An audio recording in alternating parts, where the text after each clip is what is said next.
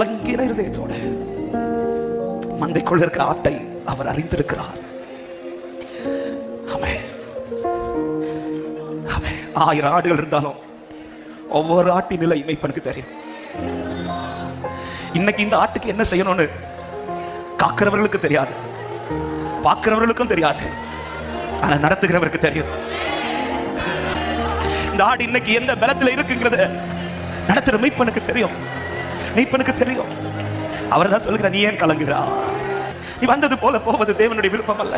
மற்ற எல்லாருக்குமே ஆடு கத்துதுன்னு தெரியும், ஆனா ஏன் கத்துதுன்னு அவருக்கு மட்டும் தான் தெரியும்.